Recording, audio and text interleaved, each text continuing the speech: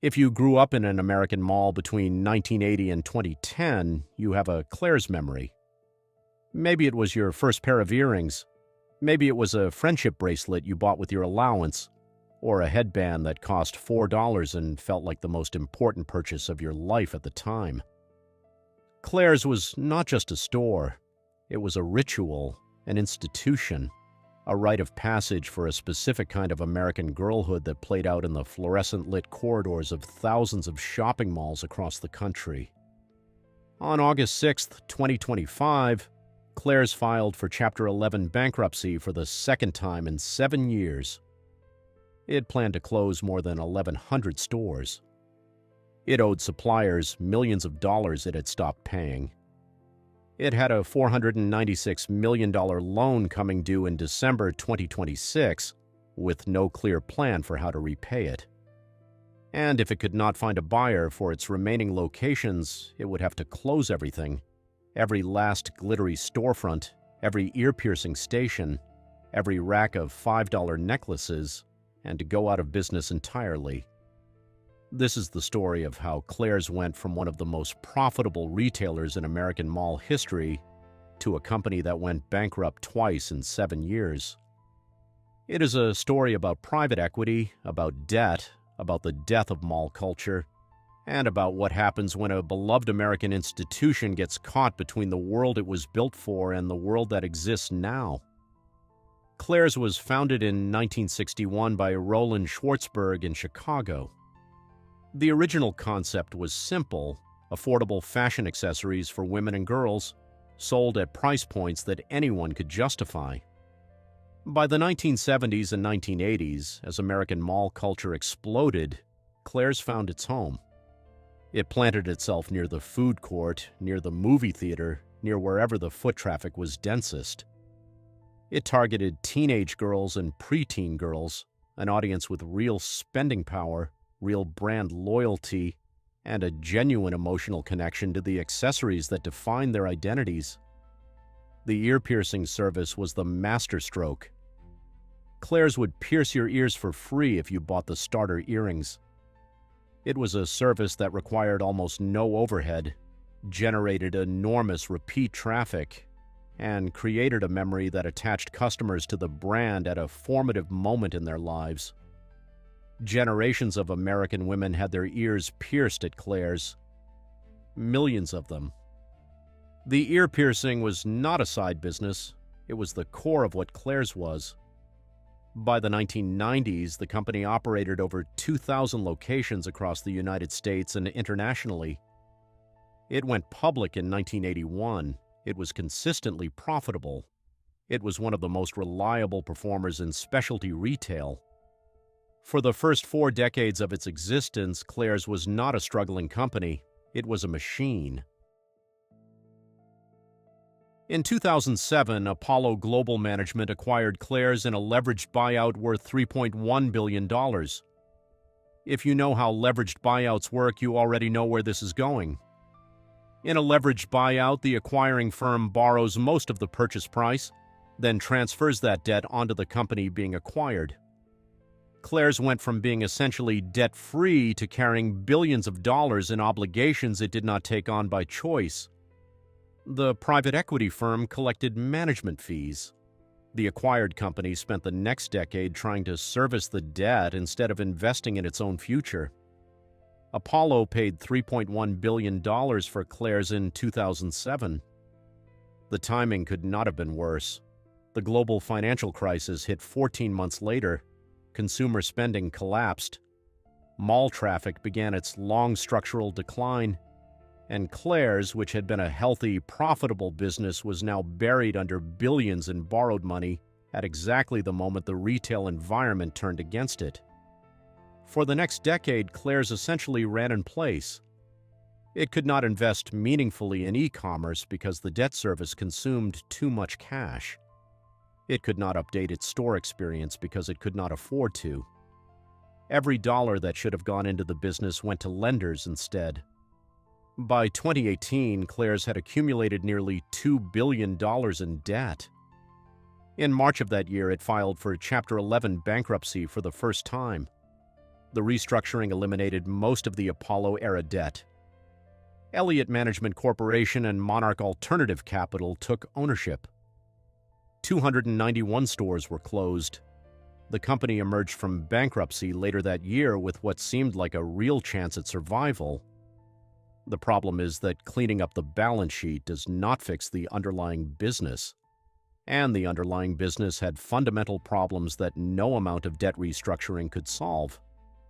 Here is what had changed between 1990 and 2020 that made Claire's original model increasingly untenable. American mall traffic had been declining for years before the pandemic, and the pandemic accelerated it dramatically.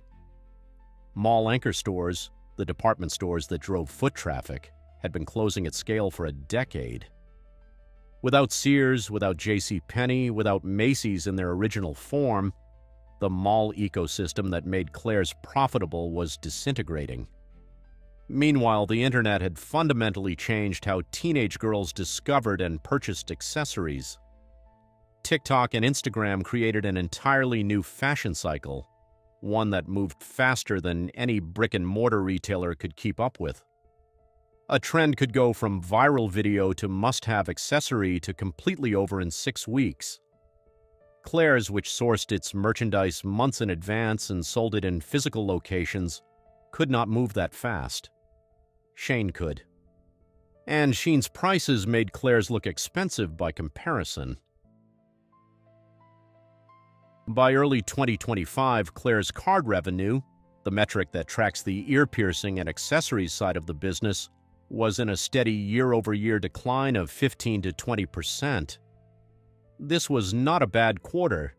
This was a structural collapse in the demand signal that the business depended on. Even with 27,500 customers walking through the doors every day, the declining ticket size and falling transaction volume were dragging overall revenue down in ways that no operational fix could solve. Claire's had also stopped paying rent on unprofitable store locations. It had stopped making interest payments. By mid-2025, Asian suppliers were owed millions of dollars in unpaid invoices and were filing claims to recover what they could. Before we get to the second bankruptcy, consider what the numbers actually mean.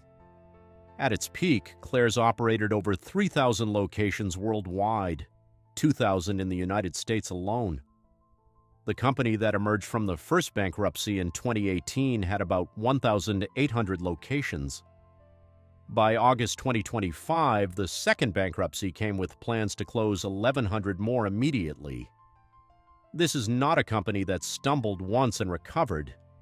This is a company that was systematically dismantled by the combination of debt, structural retail change, and an inability to adapt fast enough to survive both. The private equity ownership of 2007 set Claire's on a path it could never fully recover from. The debt burden it took on then was the original wound. Everything that followed, the first bankruptcy, the slow decline, the second bankruptcy, was the consequence. There is a version of Claire's that could have navigated the mall crisis if it had not been carrying billions in debt. A Claire's that could have invested in digital, built an e-commerce business, leaned into social media, and evolved its store format. We will never know if that Claire's would have survived. Because that Claire's was not allowed to exist, the debt made adaptation impossible before the environment demanded adaptation. On August 6, 2025, Claire's filed for Chapter 11 for the second time. The filing listed estimated assets and liabilities between $1 billion and $10 billion. The company announced plans to close 1,119 locations immediately, while attempting to find a buyer for the remaining 800 stores. If no buyer could be found, the company would liquidate entirely. Every location, everything. In September 2025, Ames Watson acquired Claire's in a deal worth approximately $140 million. The acquisition included up to 950 stores and assumed a significant portion of the retailer's liabilities. 291 stores were closed as part of the transaction. The remaining locations, approximately 795, stayed open. The CEO of Ames Watson called the acquisition a turning point and said the company was excited about Claire's direction in 2026. But the math is still difficult. Claire's has a $496 million loan coming due in December 2026. That is not a distant obligation. The company that now owns Claire's acquired it for $140 million, a fraction of what the loan is worth.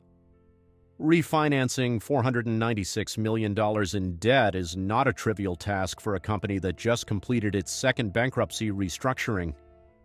Asian suppliers are still pursuing claims for unpaid invoices from before the bankruptcy. Tariffs on Chinese imported goods, where the majority of Claire's merchandise is sourced, have added another layer of cost to a business that was already being squeezed from every direction.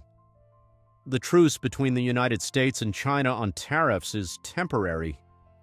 It expires in November 2026, just weeks before the big loan comes due. The 795 surviving Claire's locations are still open. Kids are still getting their ears pierced. The glittery merchandise is still on the racks. And Ames Watson, to its credit, stabilized something that was in free fall. But the question that the second bankruptcy could not answer, whether Claire's can generate enough cash to survive in a world where the mall is no longer the center of American teenage social life, is still open. Claire's has now survived 2 bankruptcies, 3 ownership changes, a global pandemic, the collapse of American mall culture, the rise of social media-driven fashion, and the emergence of ultra-fast fashion competitors that price its merchandise out of relevance. It is, against all odds, still here. Whether it will be here in 2 years, after the $496 million loan comes due after the tariff truce expires, is a question that nobody can fully answer today. The Claire's that exists in 2026 is not the Claire's that generations of American girls grew up with. The 2,000 location fleet is gone. The stores that remain are smaller, leaner, quieter. Whether the name still carries enough meaning to keep the lights on is what the next 12 months will decide. For now, it is still piercing ears. For now, it is still there. Subscribe before the next video, because the stories on this channel never end where you expect them to.